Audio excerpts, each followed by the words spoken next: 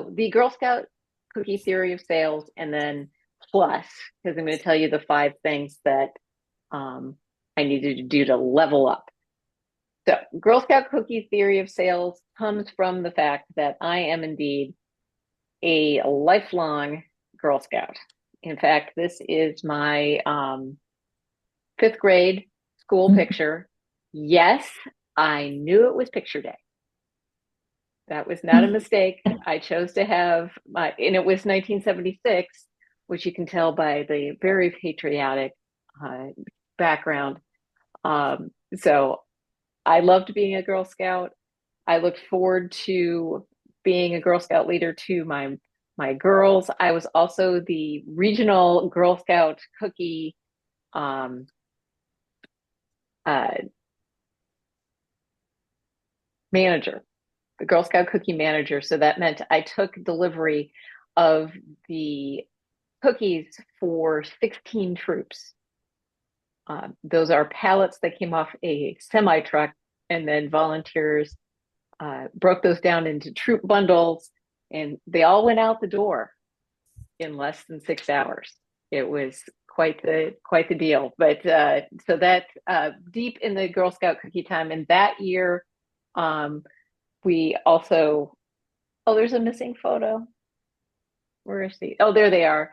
There's my girls in the car delivering because it was during the time that our National Guard unit was deployed. So when people said, "Oh, I'm on a diet," or "I don't need any more Girl Scout cookies," the girls in our troop said, "Well, do you want to get a box for the troops?" And we delivered lots and lots of cookies that went overseas that year. Oh, So that's nice. Girl Scout cookies are a big part of what we do. There we are. So here are the things that are the pieces to the Girl Scout cookie theory of sale. Because the Girl Scout cookie is the easiest thing in the world to sell. You never have to explain what it is. For the Girl Scouts, the girls that are in the troops that are doing the sales, this is a lesson. It's not just fundraising, it's a lesson about confidence in sales and handling money and all of those things. And so we trained the girls. The big thing is you have to have an ask. You have to like look at people when they're coming towards you and say, "Hi, would you like some Girl Scout cookies?" That's all you have to do because everybody knows what they are. If you ask them if they want them, the answer is either yes, no, or do you have Thin Mints? It's not a complicated decision, right? It's like either I want them or I don't. It's always good to deal with objections like, "Oh, I'm on a diet. Oh, well, that's fine. Would you like to buy some for the troops?" That sort of thing. So the pieces of what makes that work are they're very simple to understand. Don't have to describe the Girl Scout cookie. Ooh, hello. It's an easy decision. Nobody dithers over whether or not they want the Girl Scout cookie. Either they do or they don't. And it's a short ask. This works for selling speaking engagements extraordinarily well. First, let's talk about the simple to understand piece. As speakers, we like to be special. We like people to think that we have something unique. We like to, be the eliminator and I eliminate stress and blah, like we come up with these fanciful, crazy ways to explain what we do. But people don't buy confusing things. If they have to think about it, they may not buy it. So being able to understand what it is that you're selling that fits a need that they have makes a big difference. So, for example, if um, I want to sell, like right now, I'm selling um, a program on coping with uncertainty because that seems what everybody's doing right now. So my pitch you know, is your organization dealing with uncertainty? I have this. Do you want it? That's not a hard decision. It's like, yep, nope, or will tell me a little bit more. Um, and then the next part that makes it work again is it's an easy decision. And the ask has to be short. If you are making your ask in more than 5 sentences, it's not going to work. You have to be succinct because people don't read a lot. They will read a very short email. Um, so, for example, my favorite email goes something like this. And I got this from Kim Kotecki, who was married to Jason Kotecki, who was a CSP. They were on the stage in Las Vegas together. But she does all the marketing and sales for their business. She sends out an email that the subject line is, "Can you point me in the right direction?"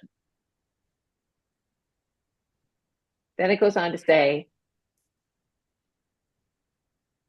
do you have this problem? So my clients are telling me that uncertainty is at the highest, and that's what's bothering their people the most. Is that something that is affecting your people? I have this. Are you the right person to make this decision? If not, could you point me in the right direction? Most of the time, either that person is the right person you won, and they're going to say, "Oh, yes, I am. That sounds like a great thing. Let's talk more." Or, "Nope, that's not a fit for us." But sometimes they will just forward your message to the person who would make those decisions, and you're good. Or they'll tell you who it is, or that sort of thing. It works really, really, really, really well. So the three parts is that whatever you're selling, has to be super simple to understand. It has to be easy to say yes to or no to, because no is a good question, because now you can move on. You don't have to keep chasing that person. And that needs to be a short ask. So at this point, I would love to talk about, what's your Girl Scout cookie? Um, and the way that I like to do that, since we have a small number of people, a sort of a luscious number of people, um, I would love to hear from each of you. Give me like the short version of what you do and what you think your Girl Scout cookie is. It doesn't have to be the Girl Scout cookie. It has to be this Girl Scout cookie, right? We're selling this particular thing. It's not, I do stress management programs. I have a program on navigating stress caused by uncertainty. This little Girl Scout cookie. Does that make sense? Yes. Who would like to go first? Everybody would like to. Oh, Elaine would like to go first. I'll go Fantastic. first. Okay. So what I do and what I want aspire to get paid for here. Good. Okay. Okay, because what I'm doing now is uh different. Okay. And okay, so what I want it's workshops for improving communications, improving leadership skills, the soft skills like that, um, for corporations, but the hook is improv. So using improv to Mm. improve your communication skills, for example, is a very big seller for me. I mean, for free. Okay. People are like, hey, come. I just got NVIDIA just called me up to come over and talk to their Toastmaster club again, and impromptu speaking, and they're very excited. So this is something I think could easily get into corporations. So Okay. it'd be workshops, and then the back end would be group coaching around this with improv as the secret sauce. Okay. Cool. You gave me you gave me some of what the flavor is going to be. Yeah. What problem are you solving for the? Just keep. Where do you think? as they say it to me. Um, sure. They're like, I get lost for words when I'm put on the spot. I freeze up. Okay. I can't find the right words when I need to. And that's a good starter Okay. since we're doing a cookie, doing a That's whole that's bakery. actually a lot more specific than workshops on communication and Yeah, leadership, right. right? Hmm. So we're getting closer to a cookie.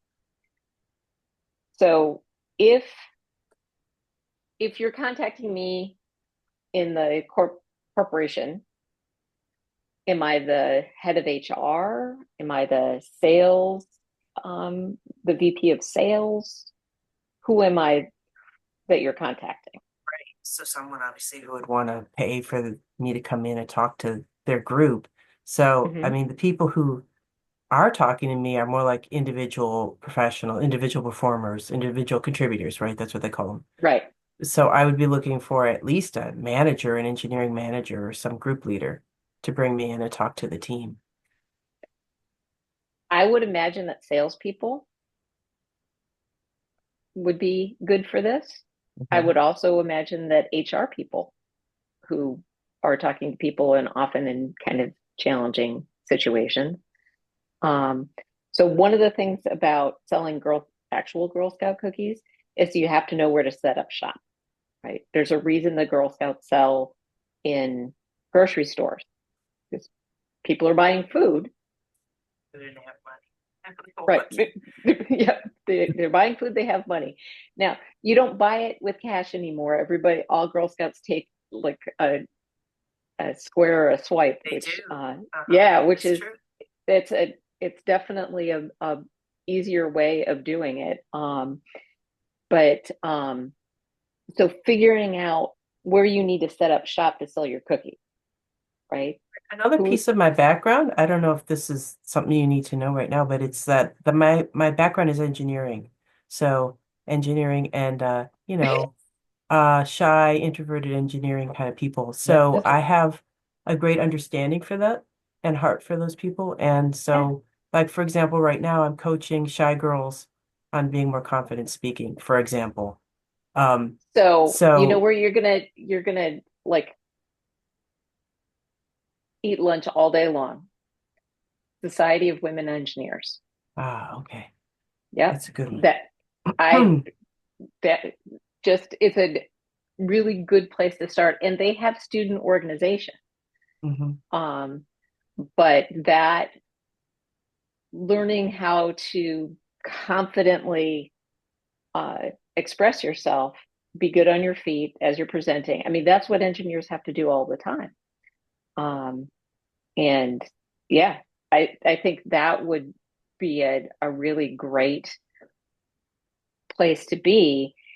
And then coming from that arena, you can speak with confidence about what's the struggle.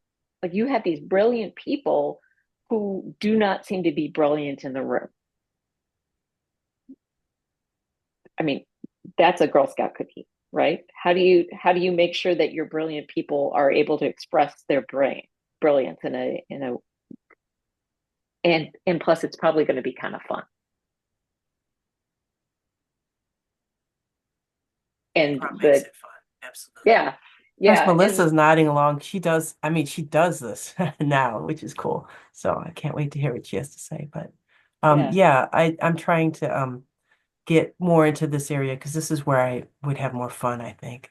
Right now I'm Mm-hmm. doing teaching students public speaking skills. Mm. It's similar, right? Hmm. Oh But yeah, but I've used improv refined. a lot, especially with the age group I'm teaching. Yeah. It's a Um, ton of fun, but I'd like to get something. I feel like something that's higher paying, and one workshop will pay much higher than, a lot of students. Let me put you just roughly, you know what I mean. yeah. No, I agree. And then if you're really trying to get them into a coaching Yeah. position, there's just more opportunity if you have a bigger Yeah, group of people. definitely. Yeah. No, that Definitely. makes sense. So So I I don't would know if that was my continue cookie to, or anything. I think that um, you actually narrowed that down. Like you're looking at engineers, you already work with women engineers, that's narrowing that cookie. Um, and you could do that within an organization too.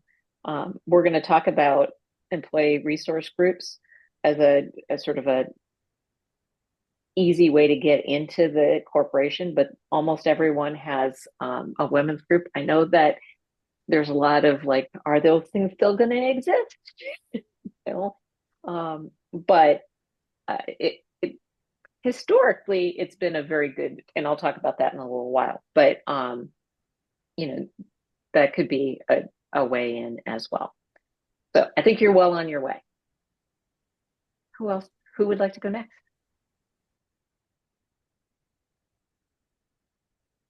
I'm going to Okay. call on Nancy. Go, I'll go. Nancy.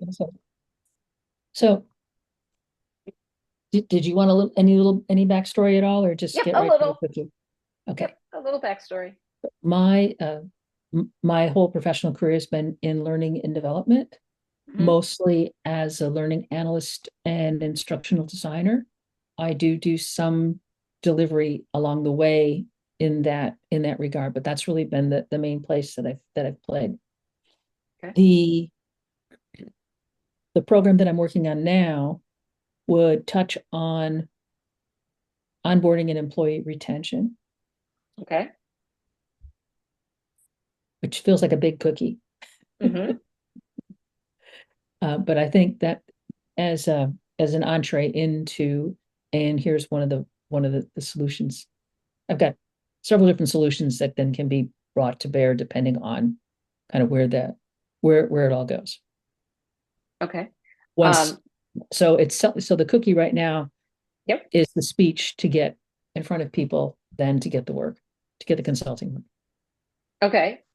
So if we were to narrow,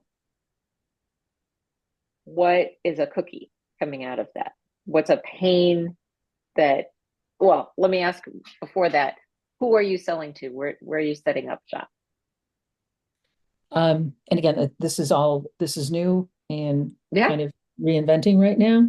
Yeah. And the two key markets that I can go after based on where the bulk of my experience is. One is to go down the accounting financial services road, and the Okay. other one would be um, utilities, energy efficiency, oil and gas, kind of that whole those are the two different sectors that I have experience in. Fantastic. We're narrowing. Fantastic. All right. So accounting, financial services, utilities, which one do you want to work with for this exercise? Well, Just let's pick one. Just as the thought process. yeah, and I'm thinking about, I've got one, there's so much going through my mind. Let's go the oil and gas utility side of things. Okay. What's a problem that you know they have that you can solve? It can take a long time to get people up to competency. And it's very difficult once people have been trained to be able to find answers to questions, which results in Um, dissatisfaction and people leaving. um, so the long time to get to competency, that's sounding like a cookie. Um, that's a question you can ask. Is it taking a long time to get your new employees to competency? Mhm. I've got this. So what's the solution? The solution is designing interactive training programs where people will be engaged and actually learn something. So are you selling creating their Creating program? creating the program. Oh, wow. Um, that's a big sell.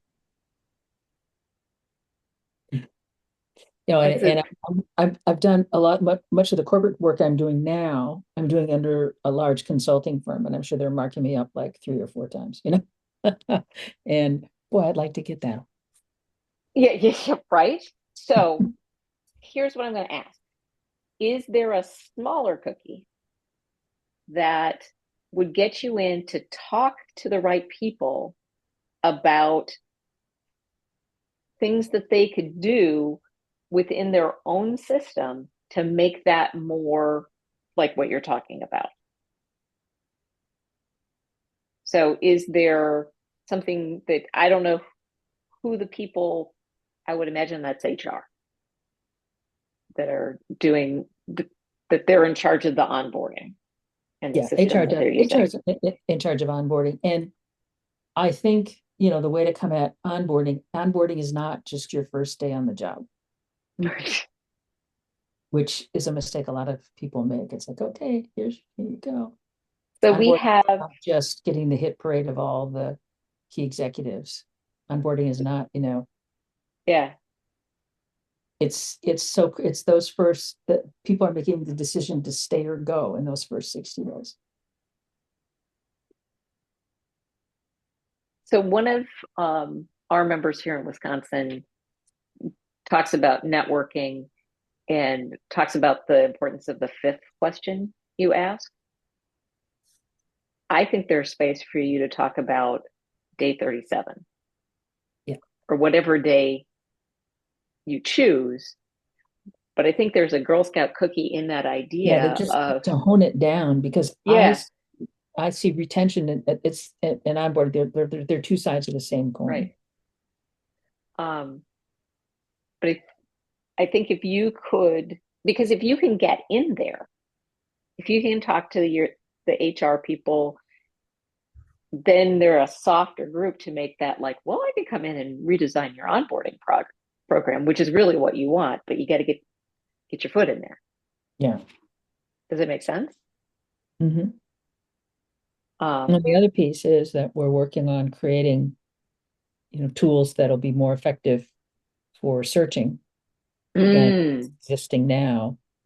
And then the initial cell is, what's your taxonomy of information? So be able to get that, because you got to get that right so you can, otherwise people are just going to find junk. I feel like I'm all over I the place. know I what you feel like mean by everything is that. like huge because Yeah. it's shifting. Yeah. So So I know what you mean by taxonomy of information, and I love that phrase. That's a good phrase. But for a cookie, it's going to have to be simpler so yeah, that they yeah. read it and go, so I'm just going to mark it for you for a second. Mhm.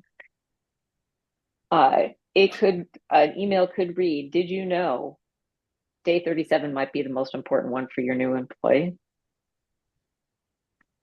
Doesn't have to be 37. That's just what comes to my head.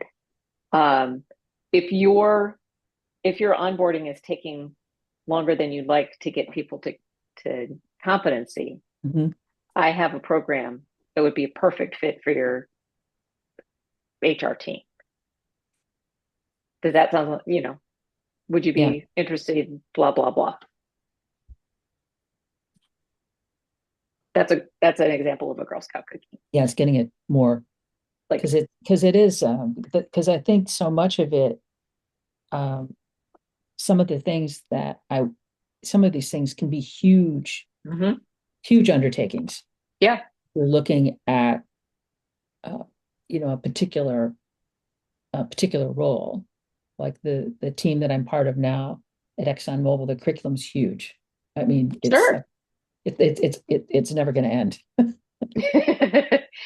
Yeah. And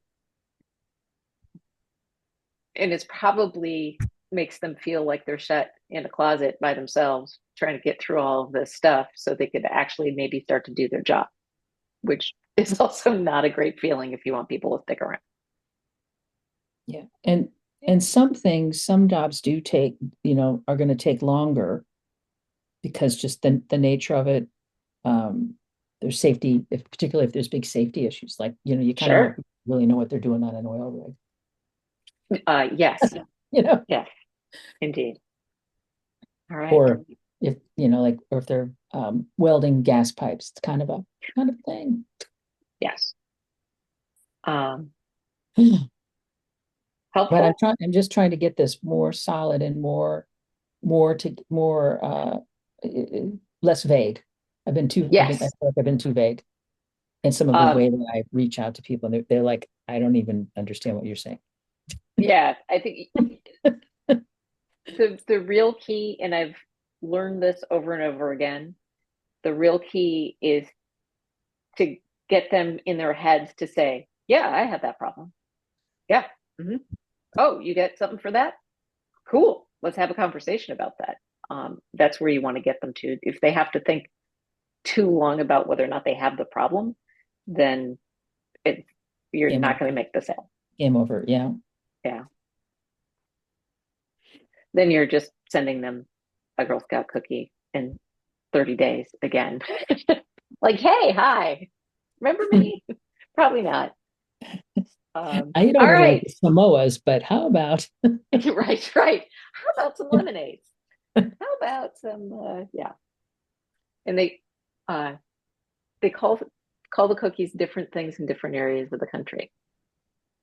So Samoa here is a caramel delight. oh really? Yep. And I a did not know that. tagalong, tagalong is a peanut butter patty. And Didn't it have Savannah's also? no, we don't have Savannah's. They're shortbreads. Savannah's are they the dipped shortbread or are they just I the don't remember. yeah. Um Making me and then hungry. pardon? I'm getting hungry. Yeah, I know. So I have a rule about girls selling Girl Scout cookies is that they actually have to ask me because that's part of the lesson they're supposed to learn. They actually have to ask me, and I won't buy every time, but I will give them a donation. I don't need that many Girl Scout cookies. Um, but if they ask me, I will buy cookies or give them money. Um, or if they're really little, as long as they make eye contact and smile, I'll let them.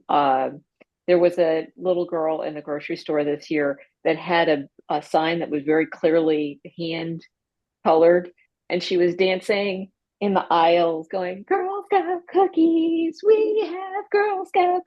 Totally bought from that troop, and the sign was upside down. Loved it. So Get a cute. girl dancing in the Girl Scout cookie um, suit. Yep, we're gonna buy. They let them inside the grocery store now. They didn't used to Oh, do that. And well, it's just in cold case in you were here. wondering, in Wisconsin, we sell Girl Scout cookies at the end of February. It is Oh, freaking cold. wow. Yeah. But our troop learned the importance of insulation in the process of selling Girl Scout cookies because you cannot stand on cement, no matter how good your boots are. You Oh my cannot God. stand on cement because the cold just ekes through. So if you break down the Girl Scout cookie boxes and put them in layers and stand on that, you will stay warmer.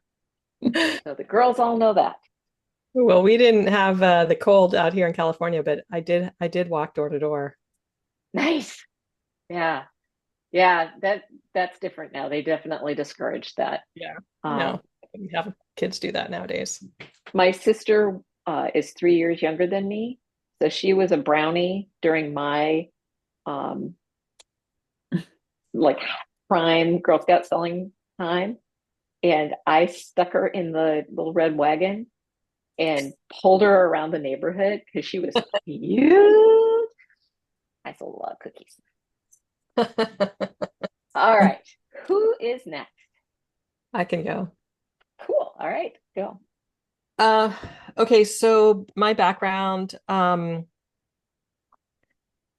I have sold kind of similar to what Elaine is working on selling. Mhm. I've sold a lot of into companies, workshops, programs on communicating for influence and impact Mm, using improv techniques.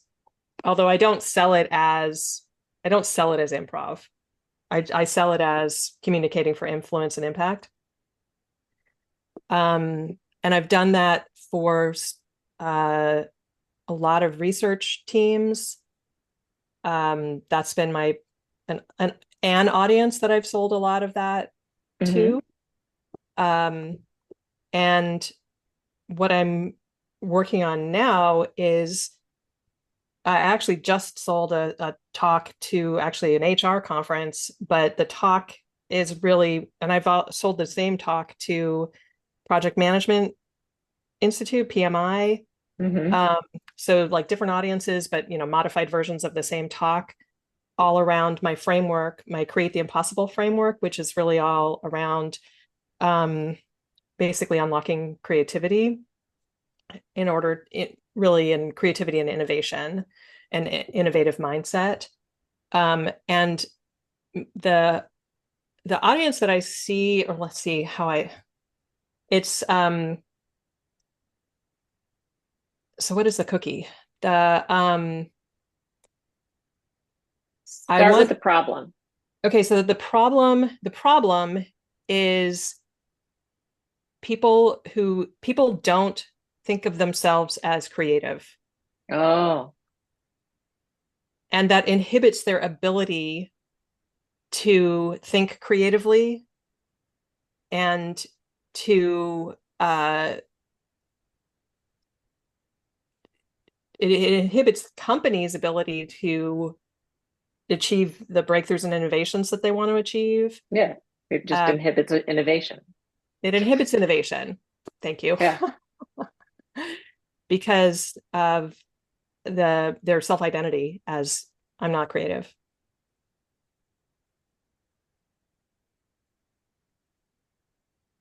Cool. So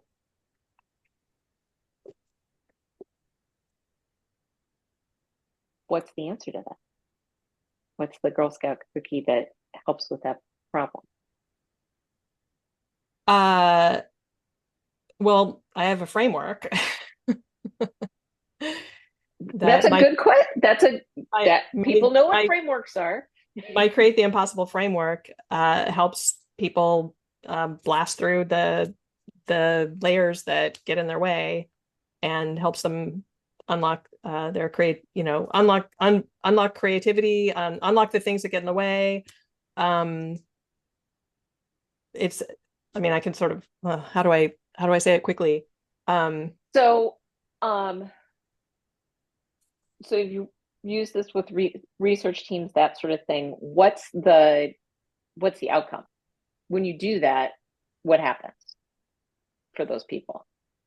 When I do that, people are able to like wash, rinse, and repeat. They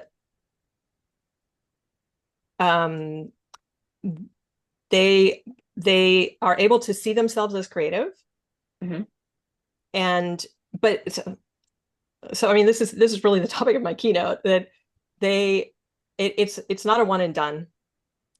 So they have a framework that they can continually come back to, so that they it's kind of like a gym that they can continually come back to and build the muscles so that they don't get stuck in those patterns of being blocked. So what you're telling me is that you have a repeatable process that allows people to get over their blocks. Yeah.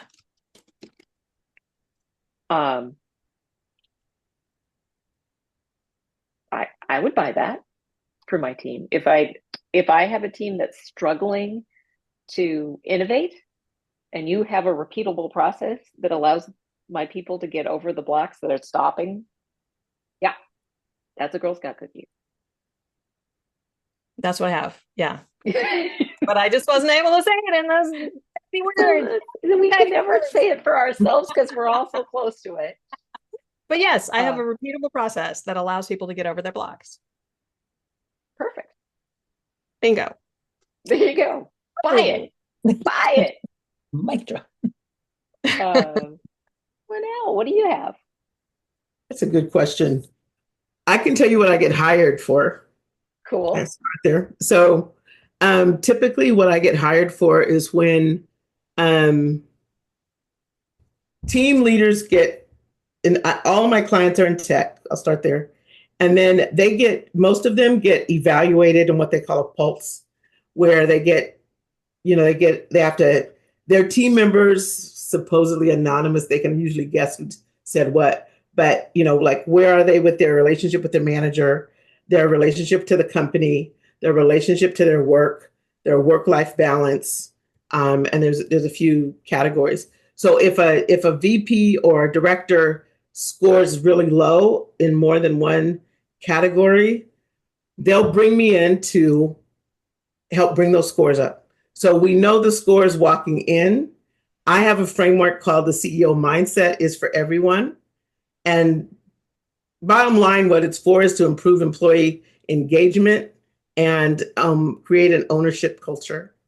And the program is 6 sessions long, and they take the test again at the end of the 6 sessions, and it always goes up. So that's where they can see their ROI. There was a direct correlation between where they were at the beginning and the time they spent with me and where they ended up.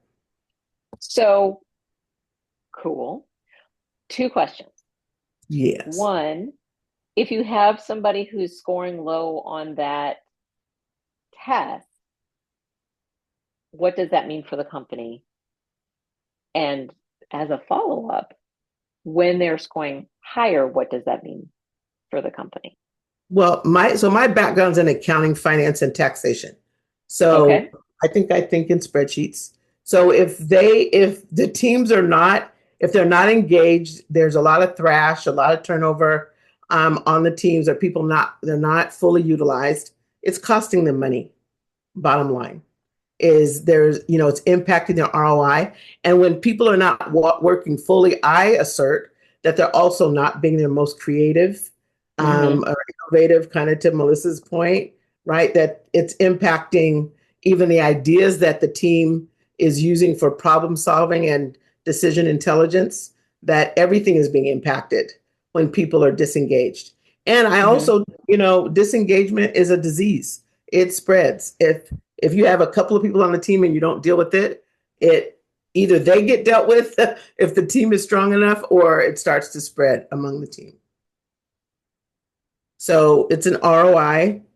It's the I factor is how I put it. It's ROI and KPI, and I include DI, which is decision intelligence.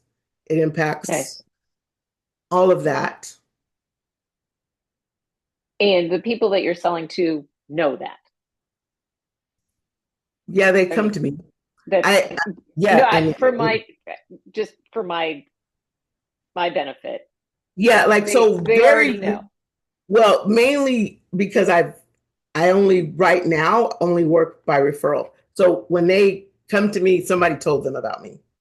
So that's a nice, which is now my game to start actually having a marketing plan where I tell people that don't know. But up to this point, I've been blessed to live on my referrals. So yeah, so when they come to me, they already have a backdrop. Yeah, they have a backdrop. So that was my world when I lived in Wisconsin. Yeah. Everything was referrals. I worked for the big names all the time. I didn't have to do anything. It's great. Yeah, but you get spoiled. So I realize I'm spoiled. So I need to actually work. Well, I think you're smart to actually think about that, because I was rolling. I just got my SEO was working for me, and I'd get highly qualified leads just contacting me. And that's great until you stop doing the things that keep you on the list, right? So my mom got sick. I stopped posting. I stopped writing. I stopped. Wasn't making videos. You know what? That whole SEO stuff just dropped off. So having some outgoing marketing is always a good idea, even when things are coming your way. I think your Girl Scout cookie is easy. It's like, do you have leaders, scoring low on this? Disengagement is contagious. Let's get it fixed. I have a program that does this. You want that? Cool. That's a Girl Scout cookie. That whole thing is a Girl Scout cookie. Yeah. Easy peasy. Great. Easy peasy. Thank Nice. you. Very nice. All righty. So, I'm going to go back to, we already did, what's your good Girl Scout cookies? Dee, dee, dee.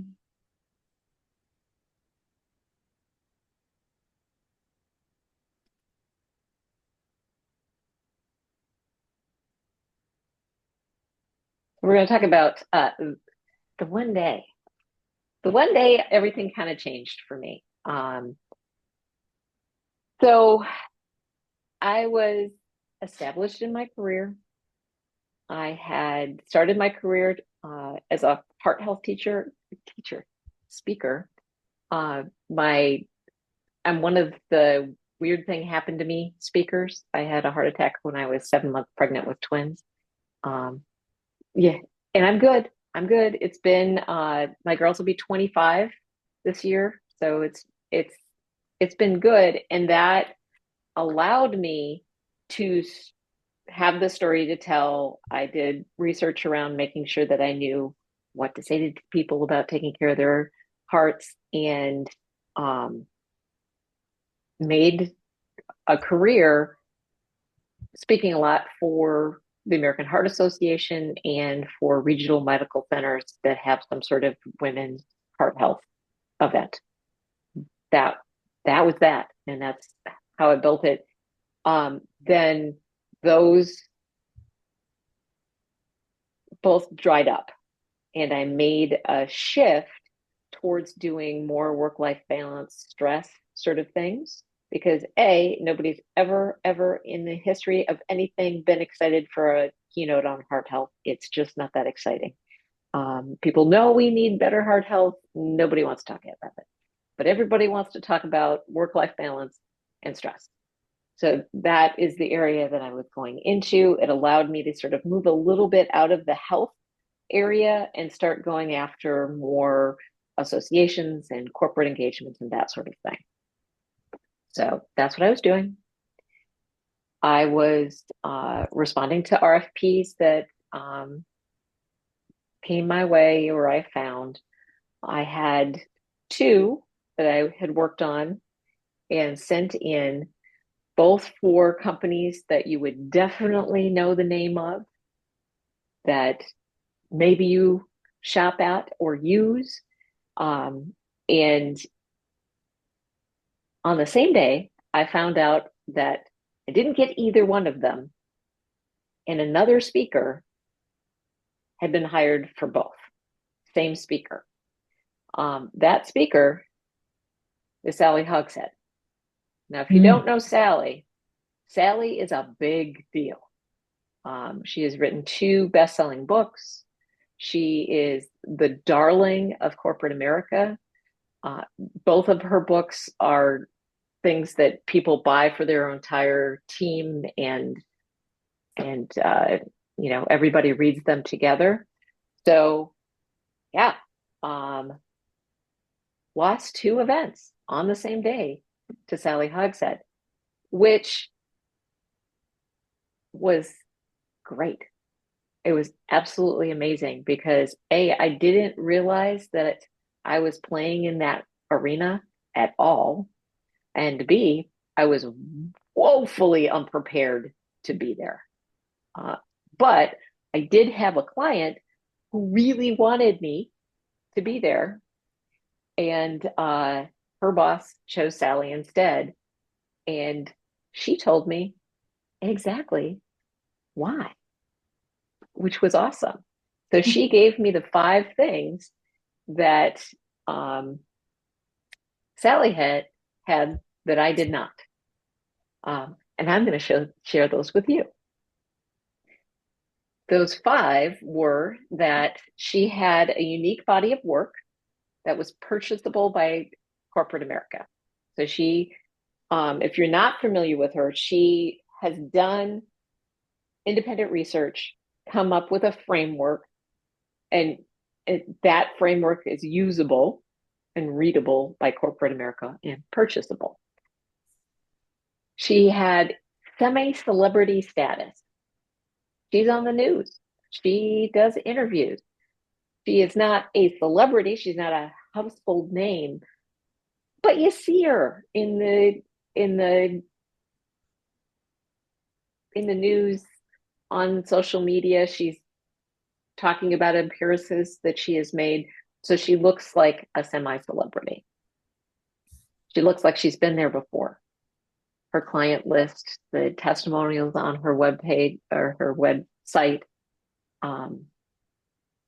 the logos.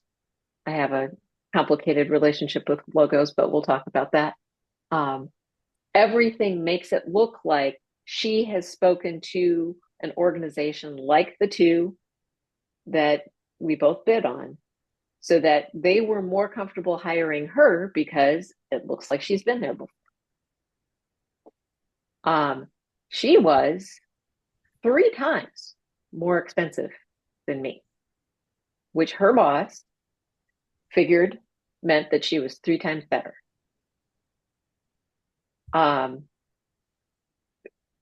That was an interesting piece of information to get. And I had put in the biggest bid I had ever put in.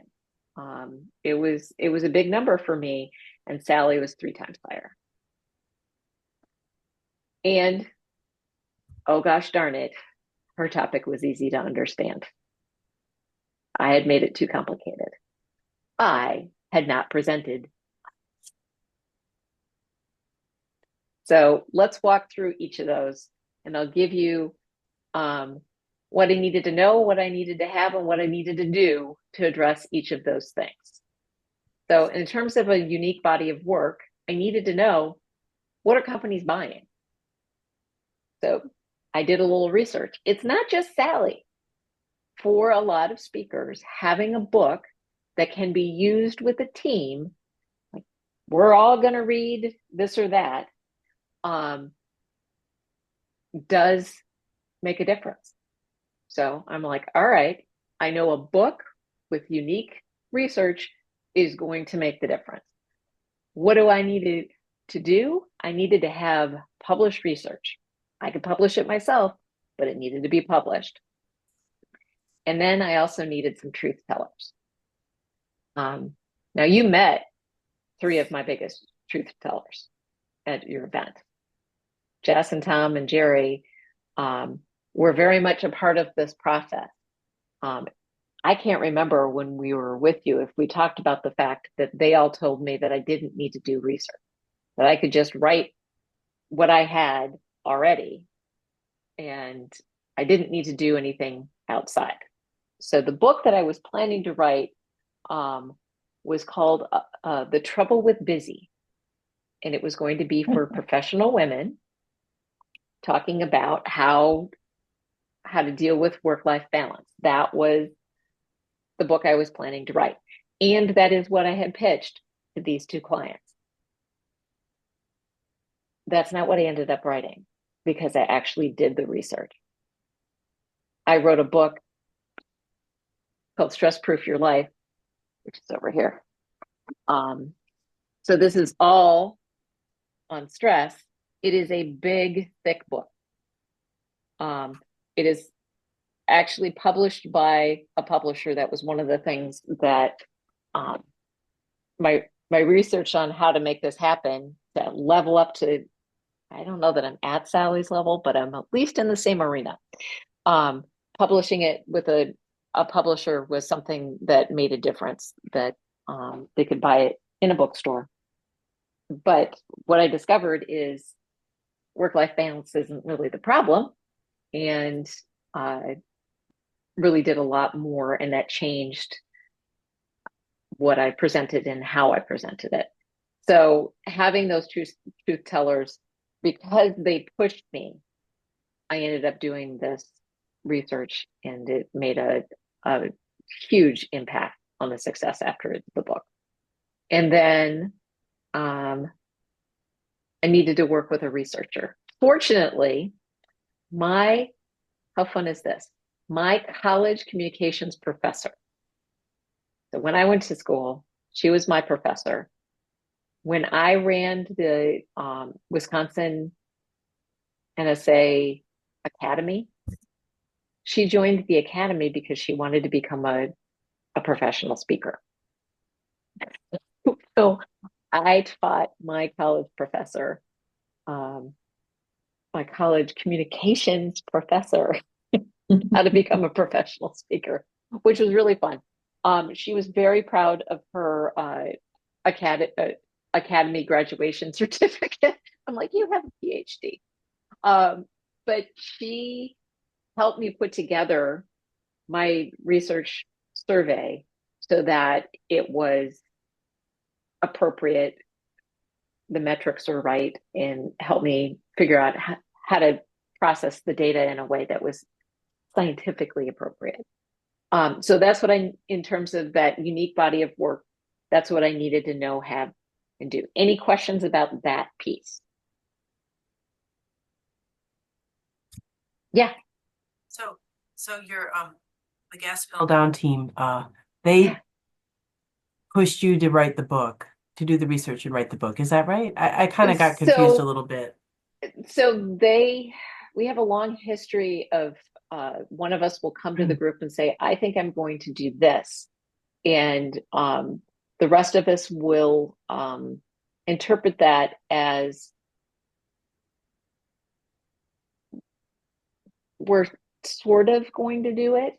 And then in a way of pushing back, we will tell them that that's a dumb decision. You don't need to do, like how I'm doing a podcast. And then as the person who say, I'm going to do this, if we're going to do it when the other people said, no, you probably shouldn't do that, you have to do it like here, right? You have to do it so well, so efficiently, so that it really did push me to write a much bigger, complex book, as opposed to just writing something to get out into the universe. It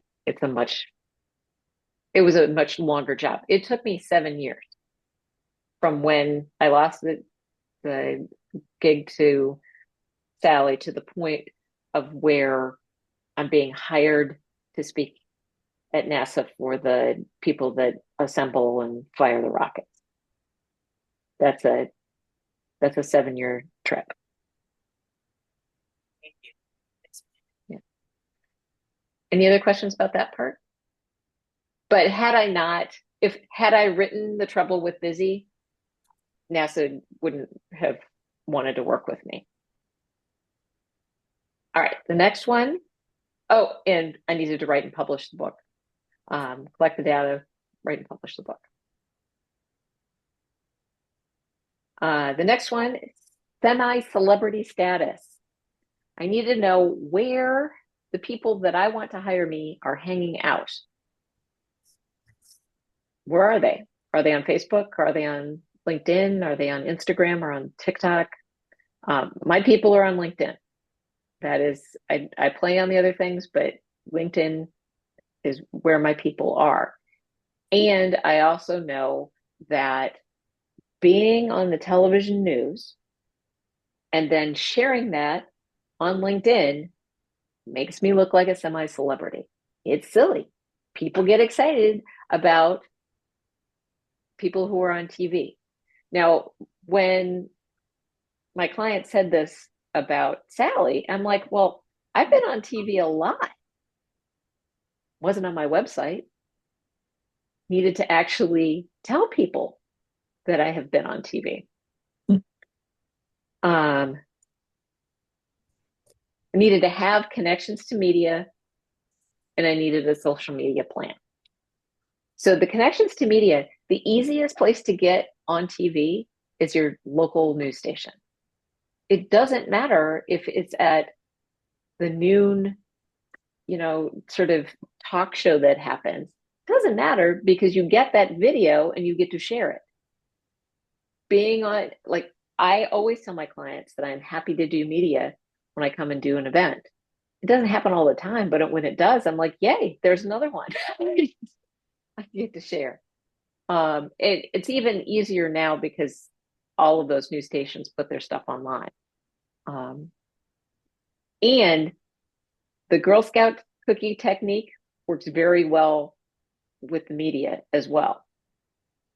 I have 7 ways to deal with uncertainty so it doesn't stress you out. Easy ask. Is that something you want? Sure. That'll get an interview. I probably should do that this week. I should probably send that.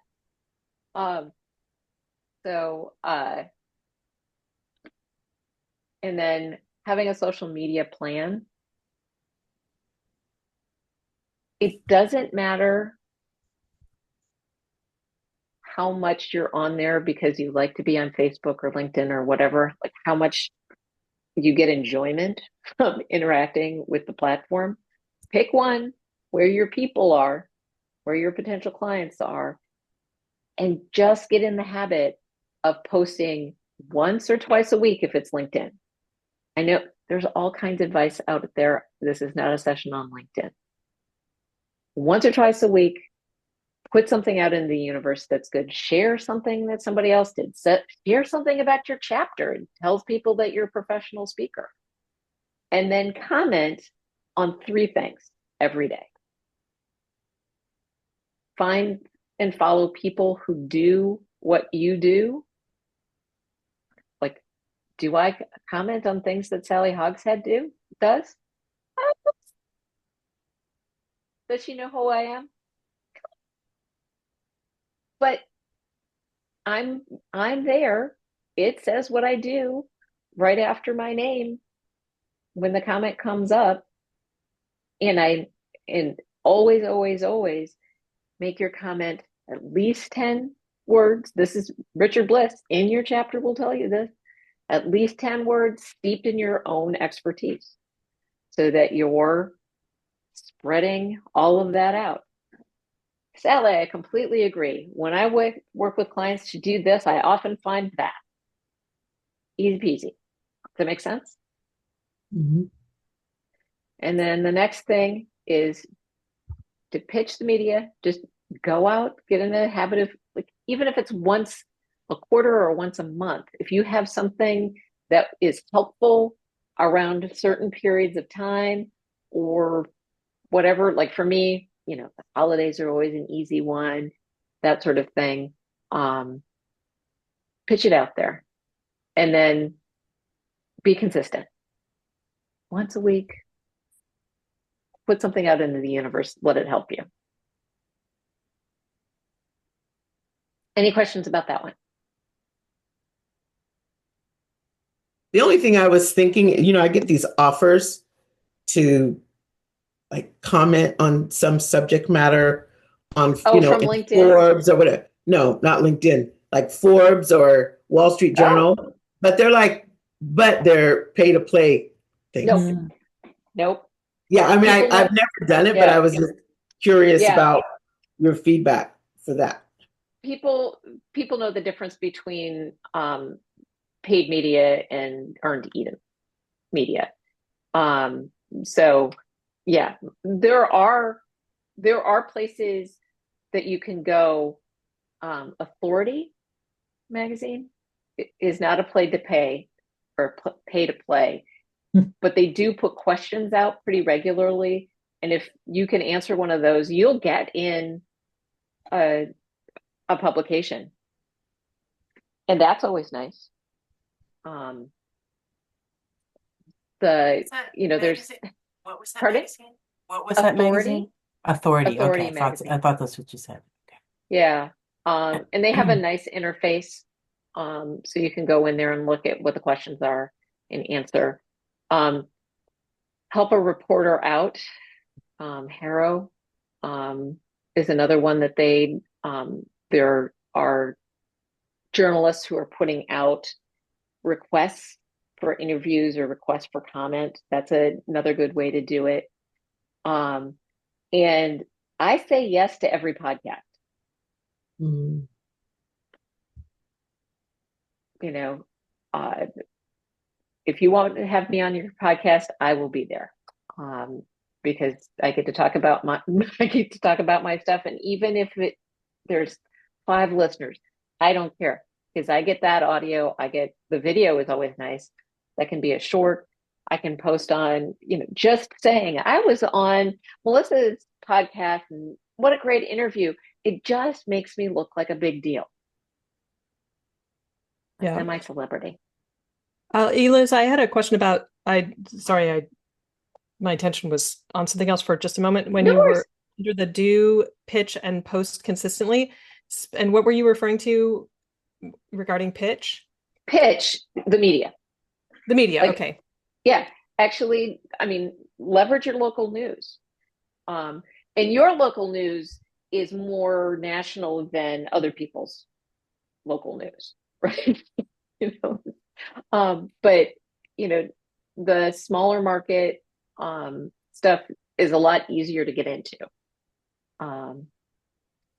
So My And question again, was it's- how do you How? pitch? so Do- you look For on example, so my favorite thing to do, go find out who the early morning, midday hosts are. Most local television stations have like the news of the at noon or whatever it is, and then they have that like 7 a.m. slot before the national news comes on, and they are filling time. They got to put something on there, and they get tired of telling the same things over the time. So if you have something interesting that'll be interesting to their people, I was on the news talking about our last story standing competition. It does not take much. And you just have to dribble it in. Don't be annoying, but like a Girl Scout cookie, the same sort of thing. I have this, and I am in the habit of attaching, like if I have 7 tips, I'm attaching the tips. Here are the 7 tips I have. They can look at it and go, yep, we can do that in 3 minutes. Cool, let's go. And keep it little, because you're going to get like 3 minutes tops. So you can't cover a big topic, but you can give, so if I were to pitch, if you're freaking out about uncertainty, here are 3 things you can do right now. Boom. And is it worth, because everybody has television shows now. There's like Yeah. so many streaming channels. Yep. So all of those random television shows that people, is it worth getting on those? Yeah. Okay. Yeah. As long as it's not taking time away from things you need to do to earn money. Right. Oh, Right.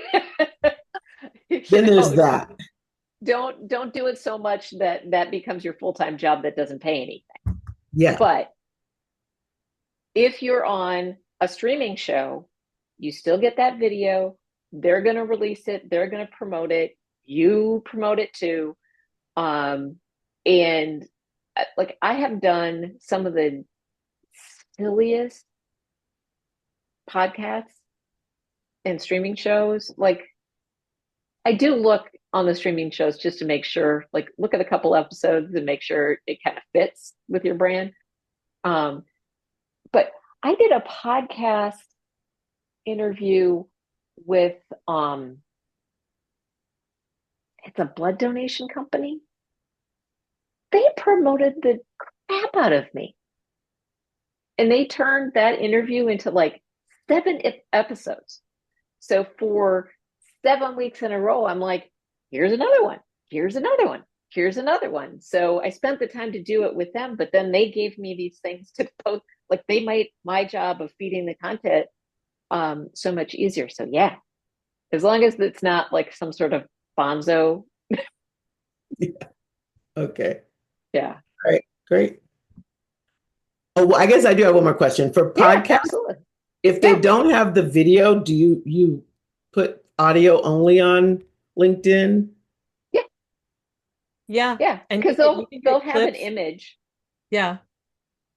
You can get a little, you can create a little short clip and it'll have an image. I've been Yeah. doing I a mean, I've been on so many podcasts. I do nothing, honestly. I'm horrible. Like I don't promote. I don't do it or haven't done it. So There you go. Haven't done it, but this is, I mean, you need to post on LinkedIn anyway, right? yeah, So that's just an easy one. And it can be as easy of just sharing what they shared. So most of the time they'll share yeah, with yeah. a little thumbnail of the episode. It'll probably have your name on it. And Mhm. then you're just like, oh, it was such a joy to be with so and so. And here's the thing, if they put it on YouTube, YouTube will write a little summary for you. Or you go to their show notes and pull out what they said or whatever. Or you just say, this was so much fun. Boom, there you go.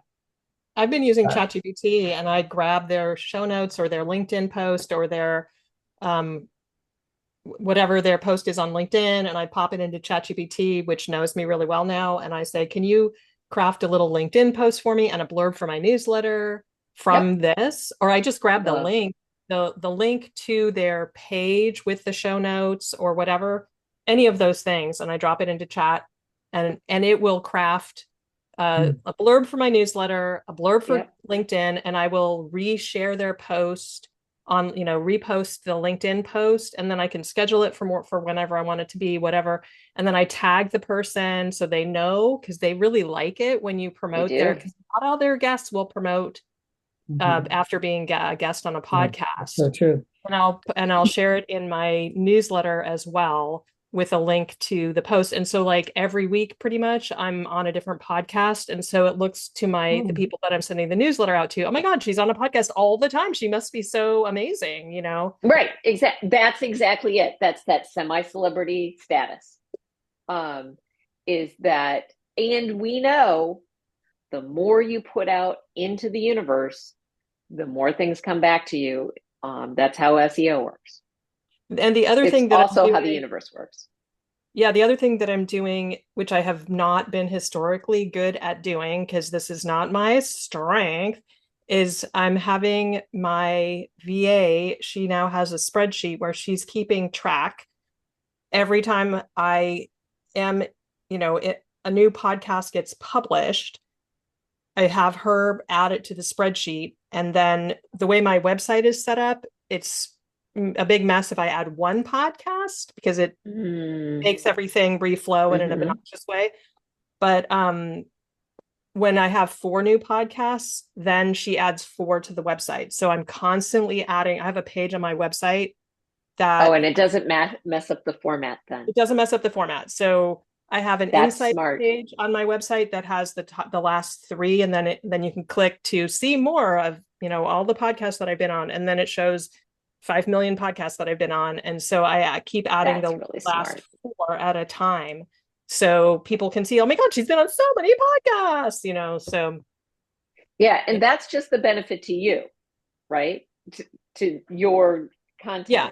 But then you're getting out in front of however many listeners listen to that and might go, I Exactly. mean, I bought Mel Robbins' new book because she was on a podcast, Yeah, and then right? the other thing I do is on every podcast that I'm on, I use Speaker Hub as an outreach tool. Mhm. But you don't have to use Speaker Hub to do this. For every podcast that I'm on, I create a QR code and a bit.ly link that links to it just basically lets people download a goodie Yeah. and using Speaker Hub makes it super easy to do this, where you can create a different QR code for each podcast. And when people go to that link, they plop in their email address and whatever, and they actually have to fill out a little feedback form in order to get, and they see a little video of me also. So it's really sweet. It's kind of like Talkadot, but it doesn't, I mean, you can do it with Talkadot too, but Talkadot is more, you've just seen a keynote from this person and doing the keynote, and Speaker Hub is is not as much like that. It's just, is like one little field for feedback. Mm, So it's a little bit better for using for podcast purposes. that's really smart. Yeah, so that works really well. So it's it's a little bit of work on the front end to create one for each podcast, but anyway, it's a thing. No, that's smart. That's good job leveraging that opportunity. All right, we're getting close to the end, so I want to make sure we get through all of these. Been there before. I needed to know who are the right companies. Who do I need to work for so that people are comfortable that I've been there before? And fortunately for me, in Milwaukee, Wisconsin, there are quite a few Fortune 500 and companies that have an office here. You don't have to work for, at their national sales meeting. There's lots of ways to work with companies. So what I needed to have were some engagements and some testimonials. And what I needed to do is get in the door. So this is where the ERGs came in. So Baird's in town, Allen Bradley's in town, Rockwell's in town. There's lots of names that are recognizable in Milwaukee, GE Medical, all kinds of things, right? So every single major corporation has a women's ERG. Lots of other ERGs too, but for me, women's ERG is that easy foot in the door. Going there, getting a testimonial that says so-and-so from Baird says so-and-so for, whatever company it is, then you have the, oh, she's been there before part. I do not, if you go to my website, there are media logos because that's acceptable. There are no logos from my clients because I'm married to an attorney and implied endorsement is a thing. And some of the companies I work with don't allow that anyway. The American Heart Association is one of them.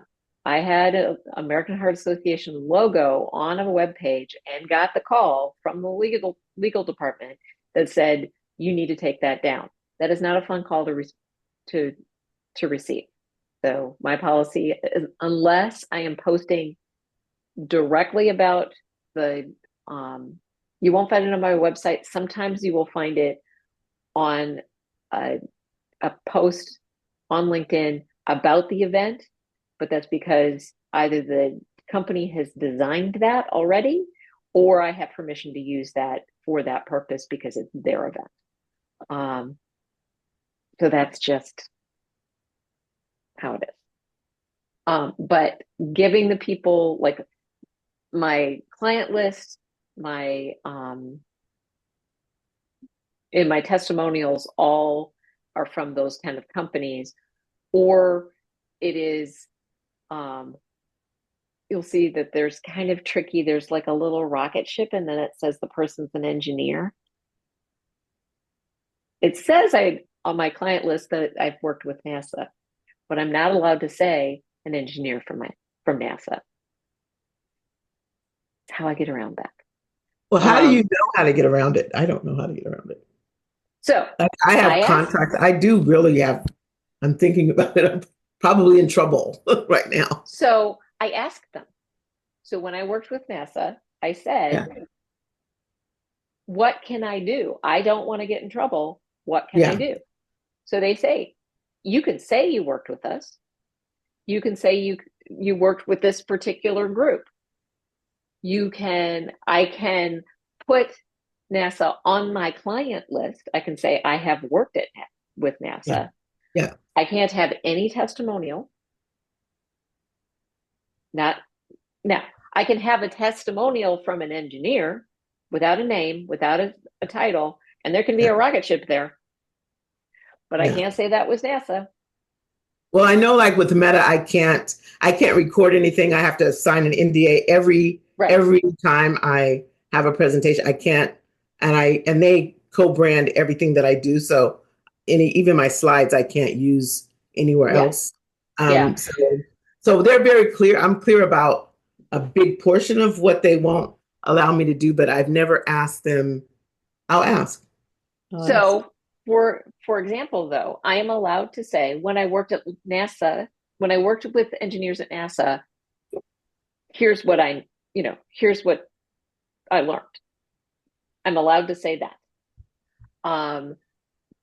I worked for a company that I tell a story about, and I know that I'm not allowed to use the name of the company. So I say, I worked with a personal products company, a big one, you'd know them. So now that could be a few, right? It could be Colgate, it could be uh,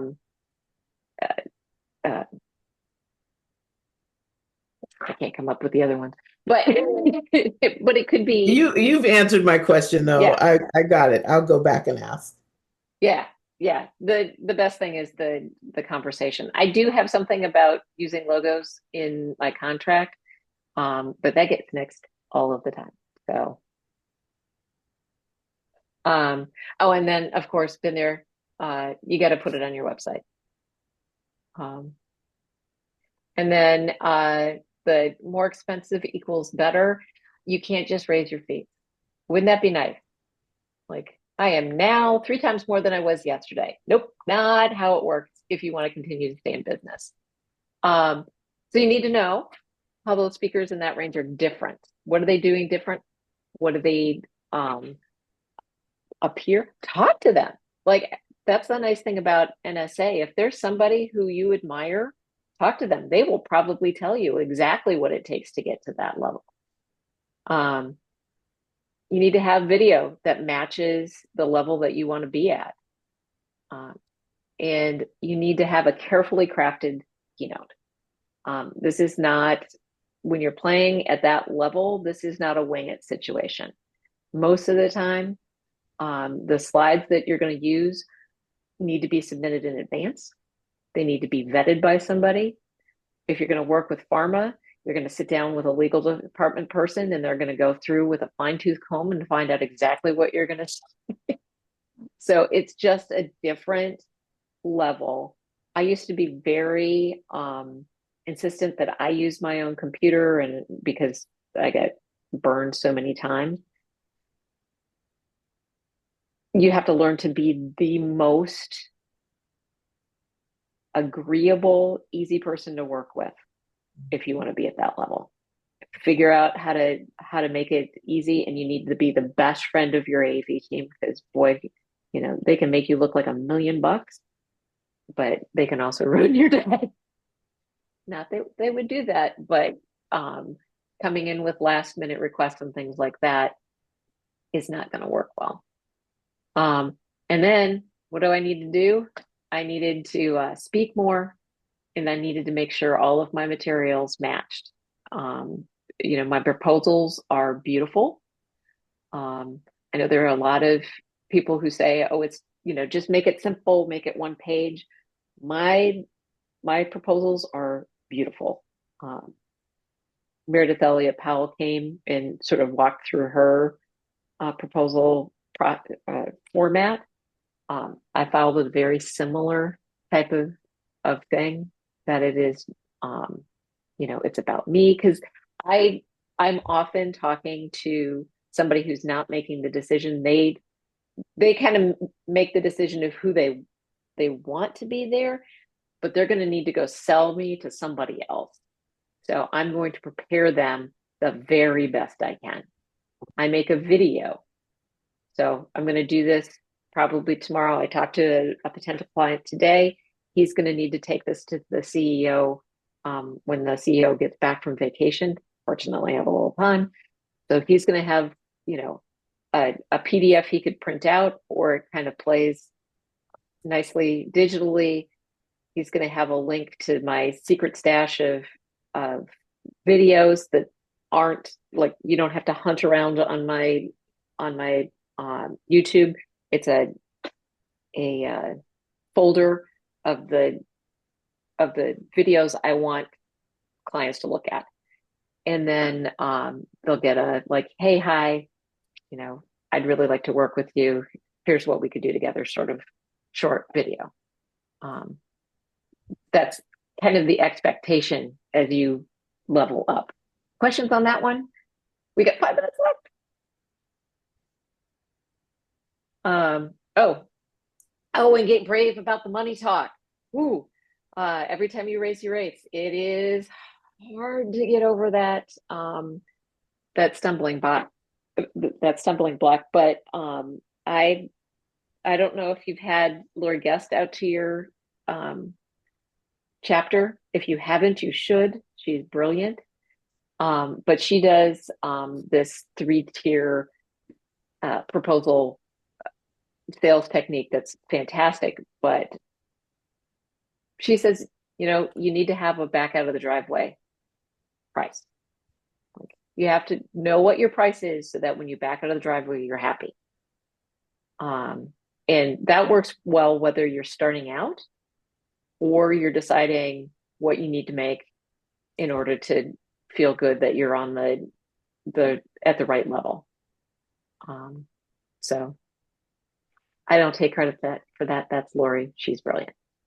All right, and the last one is an easy to understand topic, which I mean, I about put my head down on the desk when she said, "Yeah, your topic was just too complicated." I'm like, "Oh, I know this."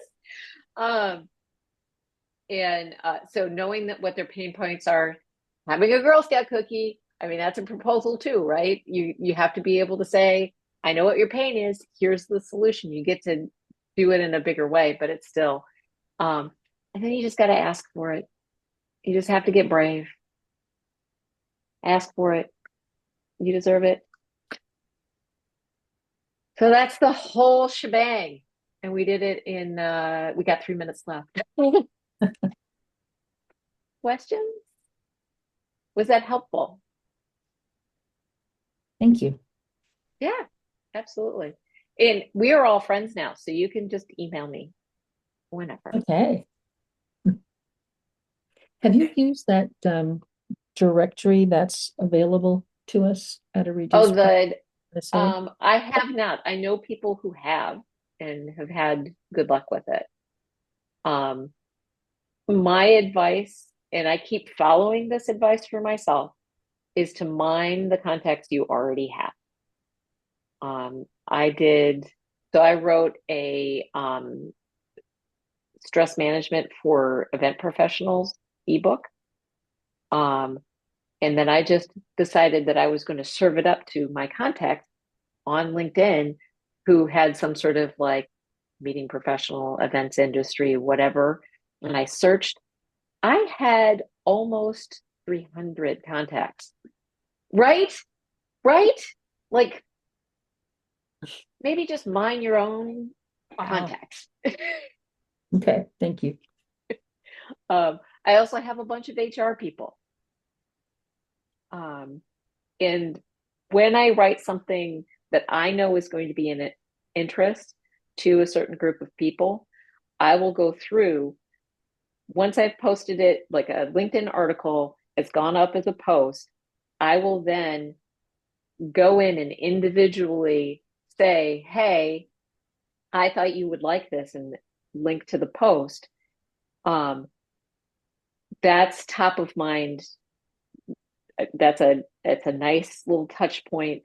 And I try to alternate when I'm doing emails and when I'm doing the reach out on LinkedIn. But the nice thing about that is then sometimes those people will just share your thing with their network, which is awesome. So mine who I already know. Yeah, that's a good reminder to use LinkedIn that way. Yeah.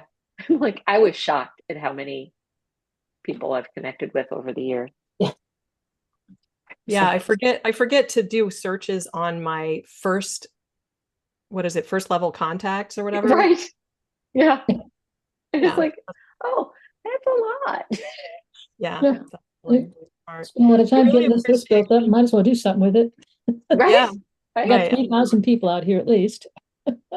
Yeah. Well, Liz, and if, go I ahead. was just going to say, I really appreciate your systematic approach to looking at what does Sally Hogshead have that I can, how can I, what do I need to do to get to that level? Right. And really breaking it down point by point by point. I really, really appreciate that Yeah, approach. thank you. Thank you.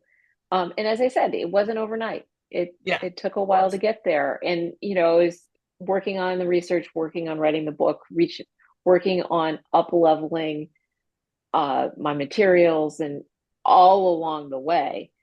So it wasn't like I waited until I got the book done before I started doing everything else. I was doing all of it all at the same time.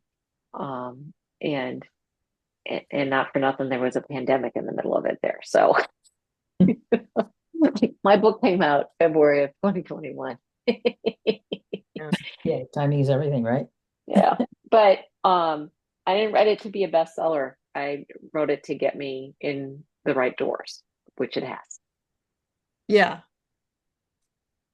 That's the way to do it. Be really Yeah. strategic. Yeah. And so that's all I got. Thanks so much. It was really a joy to be with you out in California. In Had a good February time. or whatever you In were here. February, yeah, it was really nice. Hey, my dog is mobilizing for dinner. Ah, nice. Late. Yeah, mine This too. will not pass. Thank you so much for this. This has been really great. Oh, I really Thank appreciate you. it. Yeah, absolutely. We'll I probably will. see you at Influence. So Yes, generous you that you share your 100% will time. see me. Oh, Yeah. it was my pleasure. It really And was. I signed up after you did this for Southern California's chapter during wasn't it during the pandemic? It was like I don't know how many years ago was that? But I signed up for that too, and it just hits you. The same info hits you different every time. So Oh, right. really It's appreciate Southern it. California. That Yeah, was a couple years ago. yeah, it was a few years ago. I don't know. It's all a blur. But yeah, and I will get the recording up. And Tom Singer has been on me to write article about the Girl Scout cookie theory for a while, and now it's recorded. So ChatGPT is going to write that article for There me. you go. There you go. So, We all do right. ChatGPT. It took a lot longer.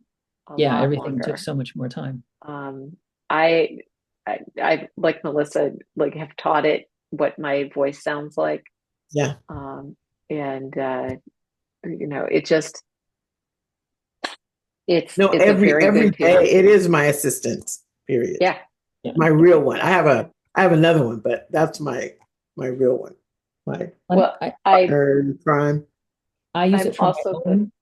I use Yeah. it for my own work as well as work for clients. So it must Oh, like, yeah. who Yeah. are you? One day you're talking about physics and gas laws, and then you're talking about leadership. Yeah. Then you're talking Yeah. Great. Well, I'm the race chair for our sailboat racing fleet.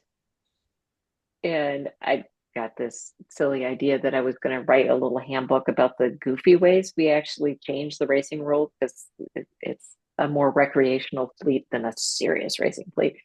And it like entirely changed. I'm like, write it as if you're a 60-year-old man who like doesn't need to play by the rules. It's like and be a little quirky and a little snarky. And it's like an entirely different voice, and it's great. I have some things I'm writing the voice that the advice column that I'm working on for my dog. Writes differently for Penny than writes for me.